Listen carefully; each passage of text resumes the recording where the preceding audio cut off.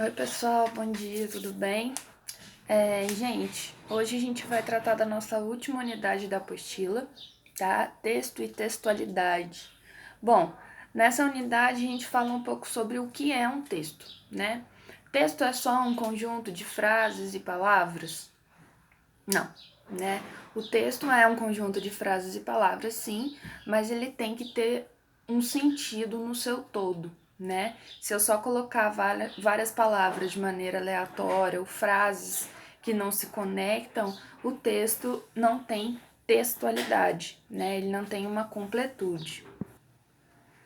E aí, então, um texto é toda unidade de sentido, né? Tem um textinho aí na página 106 do Fiorin, que é um linguista brasileiro, que ele fala que texto, né, é qualquer coisa que possa ser lida e na qual se encontre sentido, e não é só o texto verbal, né? Pode ser de linguagem mista, pode ser de linguagem não verbal, uma fotografia pode ser um texto, um filme do cinema pode ser um texto, enfim, né? E aí, texto é tudo aquilo que possui uma textualidade, né? E o que é a textualidade? Bom, a textualidade é um conjunto de características que a gente pode encontrar num texto, se ele realmente for um texto, ou seja, se ele realmente tiver sentido, né? A primeira característica, que está na apostila colocada como um par, é a intencionalidade e a aceitabilidade. O que é isso? Toda vez que alguém escreve um texto, produz um texto, ela tem uma intenção. Essa pessoa tem uma intenção, esse emissor. Ele quer dizer alguma coisa com esse texto, ele quer atingir algum objetivo com esse texto, né? E ele, para que isso aconteça, ele precisa ser coerente, ele precisa ter coesão, né? Que são as duas das principais características da textualidade, para que ele tenha aceitabilidade por parte do receptor, né? Então, o emissor produz um texto coerente e coeso com uma intenção. Então, coerência, coesão e intenção, para que o receptor da mensagem tenha determinada aceitabilidade em relação ao conteúdo desse texto, tá? Então, se vocês fazem, por exemplo, um artigo de opinião para um jornal, vocês têm uma intenção que é convencer de alguma forma, apresentar uma ideia para o receptor da mensagem, né? Bom, a quinta característica da textualidade é a situacionalidade, ou seja, em qual situação, em qual contexto esse texto foi produzido, tá? Dá um exemplo de um texto da revista Época, e na página seguinte, na 108, fala sobre uma fotografia de um protesto de um estudante chinês. É uma fotografia bastante famosa, foi tirada em 1989, né? E aí, a apostila destaca a importância da situacionalidade, porque se você pega essa fotografia em qualquer lugar, em qualquer contexto, você pode entender, você pode fazer uma dedução de um contexto diferente daquele qual ela foi produzida, né? Então aqui tem a imagem de um estudante de frente, né, tentando parar os tanques de guerra que estavam se encaminhando para acabar com o protesto dos estudantes. E a apostila mesmo diz que é muito fácil que essa imagem seja interpretada, por exemplo, como um protesto na ditadura militar de 64 aqui no Brasil. Então é importante saber em qual situação esse texto foi produzido.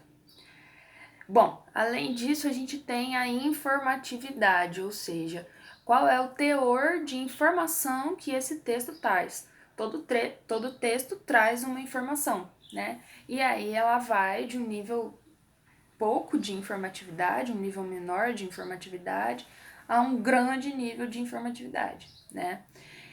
A gente tem que pensar que o texto fala para alguém, né? Se esse texto fala para alguém, esse alguém tem que dominar minimamente a informação da qual o texto fala para que ele compreenda o texto completamente, né? Se for um texto que fala coisas que vocês já sabem, vocês não vão se interessar.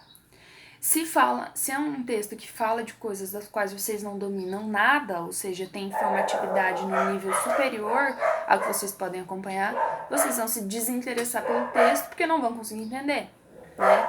Então, o ideal é que o texto tenha um nível médio, relativo de informatividade para que a gente possa agregar o nosso conhecimento, né?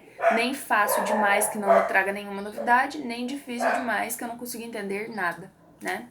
E aí a última característica aí da textualidade é a intertextualidade, que a gente já comentou em outras unidades aí anteriores, que é como o texto ele tem uma capacidade de criar diálogos com outros textos, né?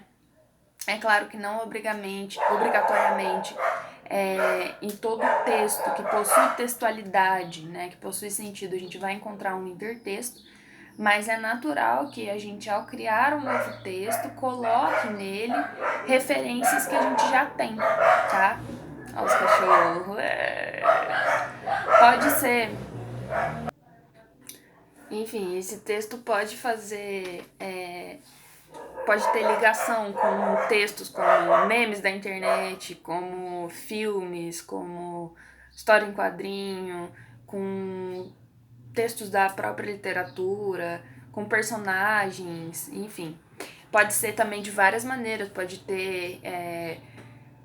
ser intertextual, fazendo referência a uma parte explícita do texto, ou pegando só alguns elementos, ou copiando de certa forma o tom do texto, né?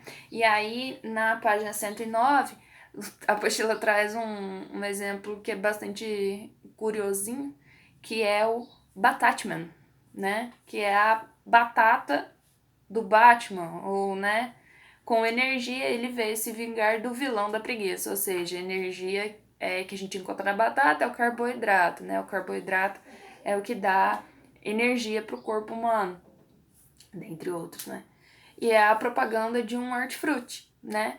E aí, qual é o elemento de referência aí que ele pega do texto fonte, né? É a máscara, né, do Batman e a fonte do filme, né, para fazer essa ligação, para chamar a atenção do leitor mesmo, né, do receptor da mensagem, conforme vocês viram lá na, no, na unidade anterior, quando a gente fala das funções da linguagem. Há uma função da linguagem específica aqui. Qual é? Bom, gente, hoje o capítulo é bem rapidinho, né? É um conteúdo relativamente tranquilo de compreender. Eu peço para que vocês façam todas as atividades da apostila e me enviem foto pelo WhatsApp, tá bem? Até mais, gente!